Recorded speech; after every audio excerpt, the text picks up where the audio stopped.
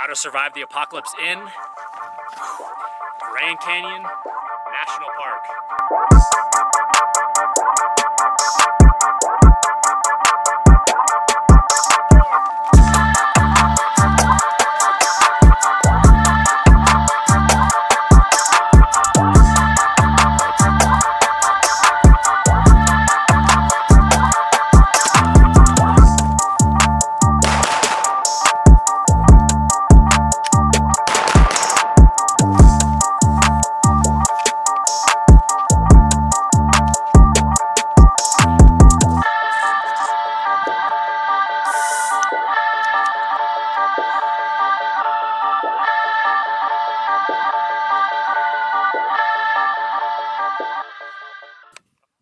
Alright guys, so we're going to talk strategy on how if you were going to survive the apocalypse in one of the national parks, and today's episode is in the Grand Canyon. The reason why the national parks are good places to survive the apocalypse is because they're full of wildlife and it's outside of the cities. We're going to talk strategy on two things.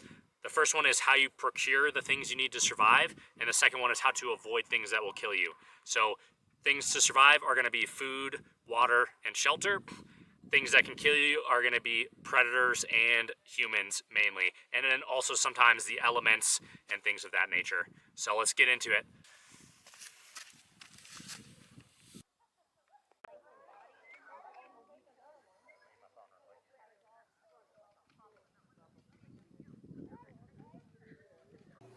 All right, before we get into the video, we're going to start with a disclaimer. Make sure to pause the video, read the full disclaimer. The whole purpose of this video is only if the world fell into total chaos and there were no more rules, laws, or regulations. So read the full disclaimer, follow your state laws and regulations. Go.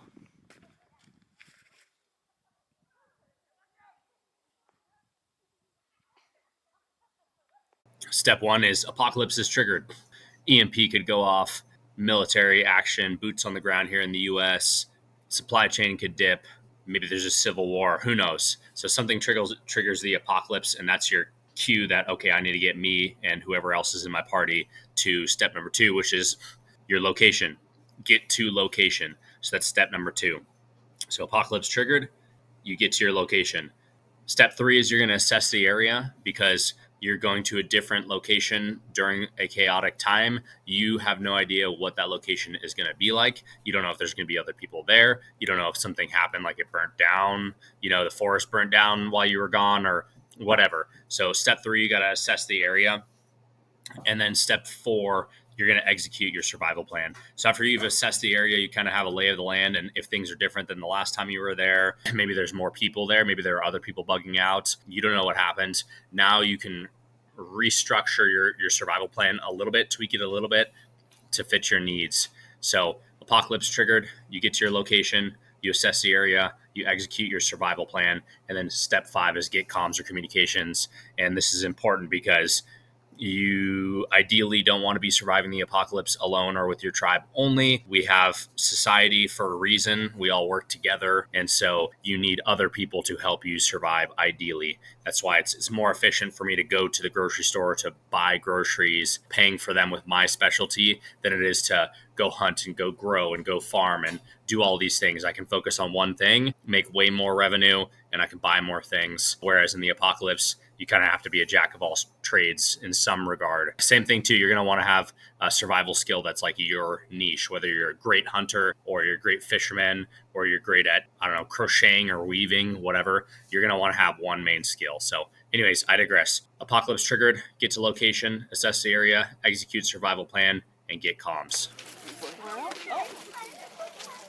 All right, so if you're going to be executing this survival plan in the Grand Canyon, then before you execute or write up that plan, you need to figure out these two categories of things you're going to find to survive and the things you're going to avoid to survive. So on the find side, you need to find shelter, water, food.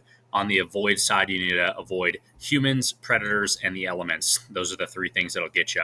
Let's talk about the find side. So first of all, shelter. If you watch the Zion Survival of the Apocalypse video, you had two options for shelter. You had tree cover and you had caves. Here in the Grand Canyon, you're mainly going to have forest and tree cover survival options. Could you survive in a cave? Absolutely. But you're going to have less food, less access to areas where you can procure all the things you need to survive. So we're typically going to be creating our shelter around the canyon. So you have the canyon here, you can go into the canyon, but around it, you're going to have the forested area, and that's where you're going to want to create your shelter. The national park and then the Kaibab National Forest, if I said that correctly, those are going to be where you're probably going to set up your shelter, and you don't want to go out of that area. The reason why is because the desert is treacherous out there, so you're not going to survive very effectively out there. You pick your shelter location. You got to make sure that your shelter is set up near water, creeks. You got the Columbia River and snow and rain. So if you're there in the winter, you've got snow, rain sometimes, depending on the season. The Columbia River is probably not a good source of water because one, it's probably dirty, and two, you have to be in the canyon to get to the river. Creeks are going to be a great option. If you can find springs, awesome, but you're pretty high up elevation, so you're probably not going to find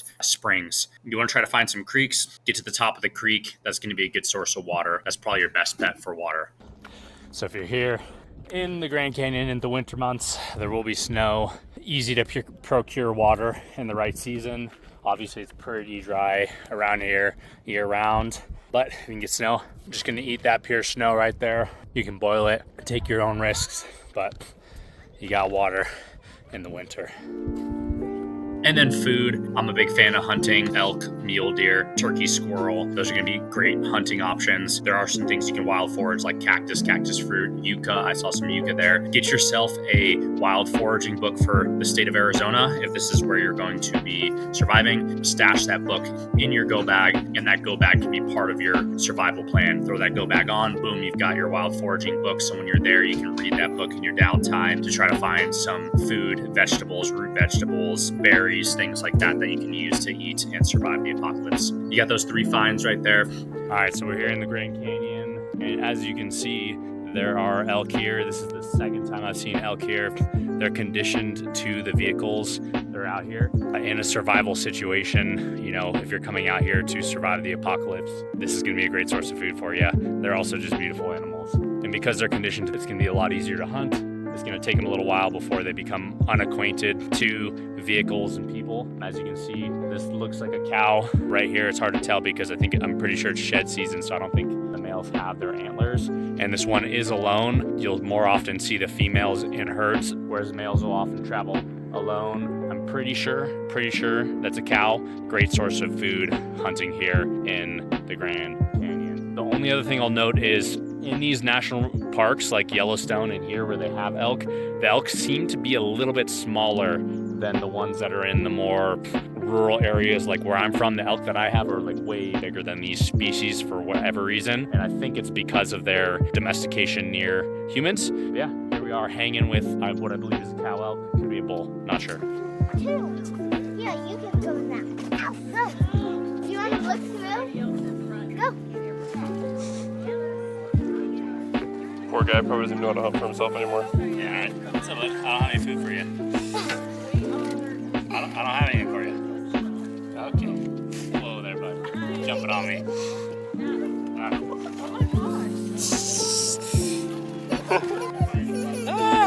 To avoid, obviously you want to avoid humans. That's going to be your number one danger source in the apocalypse. Humans are crazy. They will steal your stuff. They will kill you. They will take your women and children. So you got to avoid humans during the apocalypse. Obviously you need humans too.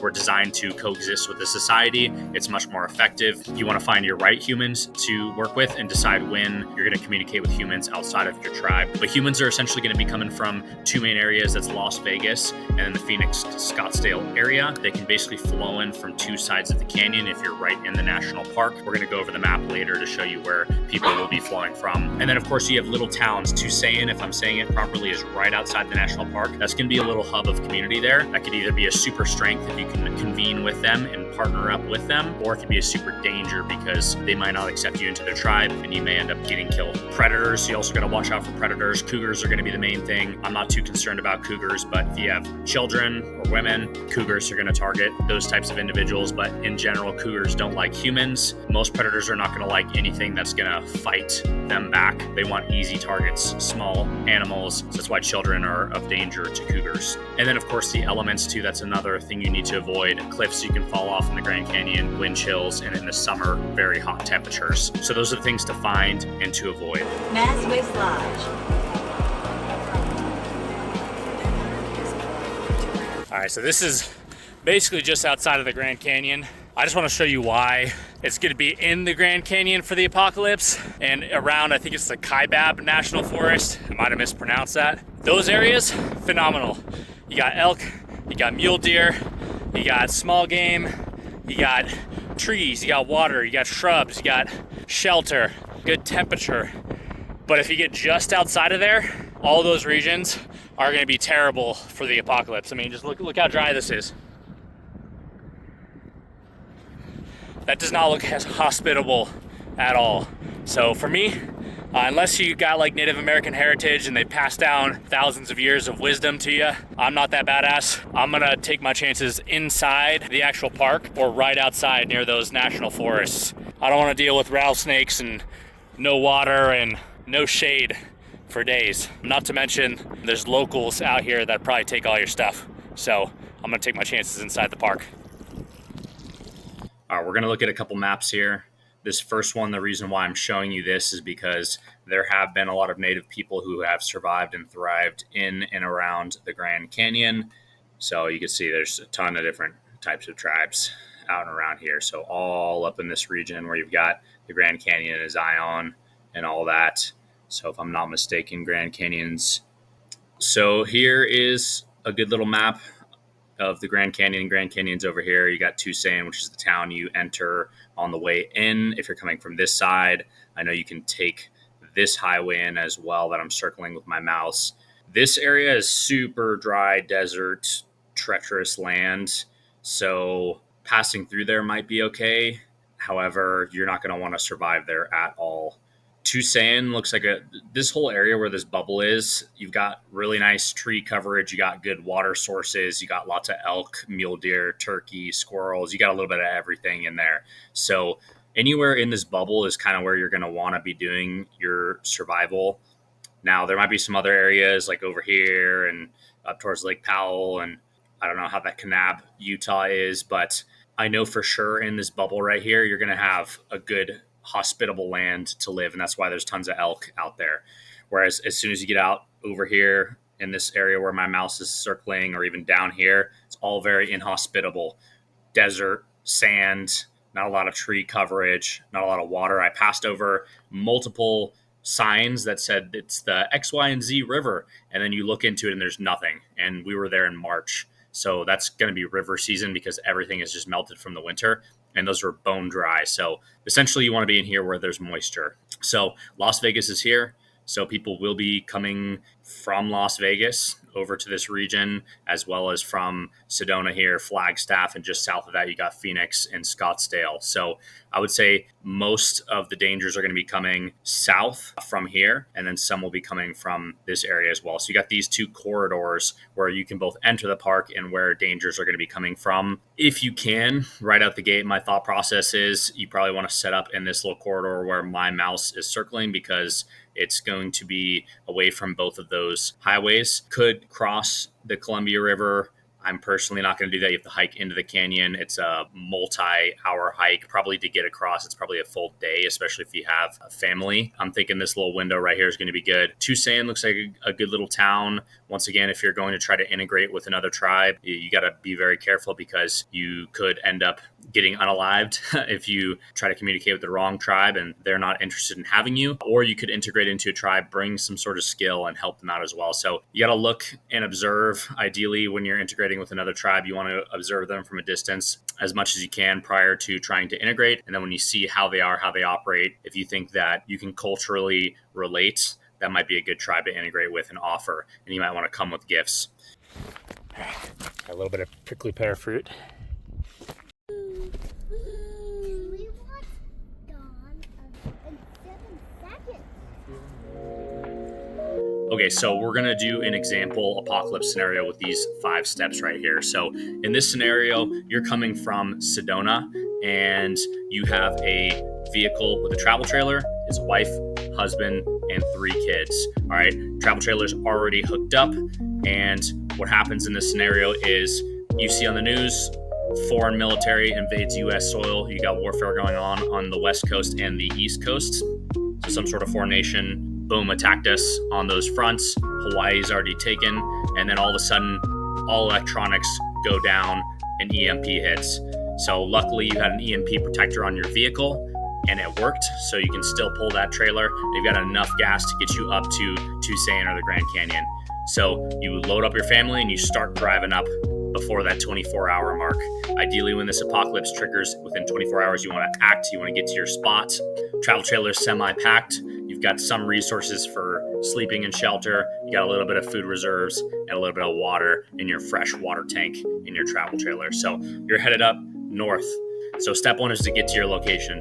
So in this case, you have a really interesting scenario because if your goal is to get into the national park, you have to pass either through Tucson or you got to come around that other corridor through that desert highway and come in from the east. In this scenario, you decide to come in through the east because you don't want to pass through Tucson. So you go up through that highway, come in through the east, and you don't pass through the town of Tucson. So you see people on the way there. People are still a little shell shocked, so people aren't going crazy. It's within the first 24 hour, so people aren't shooting each other, looting each other, all that kind of stuff. So you get into the park. So you park your trailer, you find a nice little off-road access and you pull your trailer out into a pull-off and you set up there. So you got to your location. So apocalypse triggered, you got to your location. You are going to pull your trailer in all the way as far west as possible. You find a little off-road, pull your trailer off. You're able to weave in between some trees on a flat space and you're able to park. So this is happening in the summer. So it's a hot time period. Temperatures over 90 degrees. So you pull off and you start to assess the area. The first thing you look for is water. You kind of already have a shelter location because you have your travel trailer. The only problem with the travel trailer is you do stick out like a sore thumb. In this scenario, you were able to pull off and weave between some trees, so you do have some tree coverage and you're a little bit harder to see, but you are fairly close to the road. You're only able to get out so far before you couldn't weave between trees with your travel trailer. You're assessing the area, you're looking around, you don't see anybody. You go onto the main road and you can see there are some people a little bit east. You've assessed that there is some dangers going east. You also start looking for some water sources. You find a creek that's not fully dry. It's very sparse, but you find some water at a creek, so you have a water source. And then around you, you keep an eye out for elk, squirrel, turkey, that kind of stuff, cactus fruits. You look for the yucca, and you packed your wild foraging book for the state of Arizona in your travel trailer. So you've got that. So if you assess your area, you know where your dangers are, you know where your food, water, and shelter is. So now you execute that survival plan. So you and your family are going to hunker down in that travel trailer. It's going to be a little bit easier to survive the elements than just being in a tent. You have a couple firearms with you so you and your wife can protect your kids, and your water source is close enough to your travel trailer. You're there, you're looking for food. Hopefully you're able to shoot some wild game, bring home some meat. Maybe you bring home some extra cactus fruit, bring home some yucca, and you can eat some of that starchiness from the yucca plants. So that's where you're at now. So now you're at the get comms stage. None of your mobile devices are working. You're not able to communicate with anybody outside the area, so you have no idea what's going on. What you do is you have your family wife and kids stay back at the travel trailer. They're on the lookout for any dangers. The husband goes onto that road where he saw the people. He goes and waves down some people. He keeps his pistol hidden. People don't think he's a danger, and he creates communication with them. He tells them that he's surviving with his family and that he's looking to create communications with other people so they can team up and work together. And he starts building that relationship over time before he exposes his family to them. And then over time, you find out that these people are part of a group of people in that Tucson area and that they're all working together and providing different things to survive. So you get in communication with this community, and then you start building the relationship, and then you can all provide and help each other out. In this scenario, you may end up moving your survival location. You may end up moving that travel trailer into the Tucson area. The little town barricades the entrances to protect it. You have grown men with firearms, women and children taking care of each other, and the men are working and hunting together to provide food and water sources. So luckily in the Tusayan area, they've got a water reserve, so you're good there. So right now you're going to be hunkered down there until you know that there's more safety outside of the area. Maybe the warfare has stopped, maybe a peace deal has been hit. So that's one example of how a survival scenario could take place in the Grand Canyon. So there's many other different ways that this could go. Your trailer could break down, you could run out of gas, you could get shot up on the way into the Grand Canyon. You never know what's going to happen. So in this, once the apocalypse is triggered, your main goal is to get to your location, assess that area, make sure it's safe, make sure there's food and water, and if it's not, you might need to move your location, and then you start executing that survival plan, and then you get communications. You need to work in a tribe. Now, if you bring a whole tribe with you, maybe you pull multiple travel trailers and you got, 2 or 3 families with you, you might be able to do it on your own. But typically you're going to have to get in communication with society at some point because we all provide, and the bigger the tribe, everybody bringing their different specialties, you can survive and thrive a lot more effectively.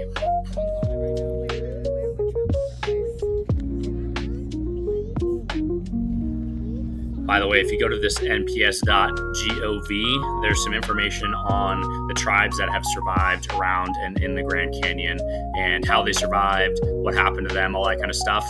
This is all good stuff to research if you're going to be surviving in a particular area. Figure out what the native tribes did because they didn't have the technology that we have today to survive. They didn't have that easy life. They had to survive in a rugged manner. So figuring out what they did, success leaves clues is the quote. And so these tribes had success in these areas in ancient times. So success leaves clues. Go look at what the tribes did to survive and try to emulate them in these scenarios. All right, guys. So I hope you enjoyed this video. And if you have any questions, shoot a comment below. If you think that some of this information was stupid and you disagree with it, shoot a comment below. I would appreciate the like and subscribe. And then if you think there's a better national park, what national park would you survive in an apocalyptic type situation? So let me know your thoughts in the comments. I appreciate you guys. God bless. Thank you so much. Look at all those elk. Grand Canyon elk, baby. That's it.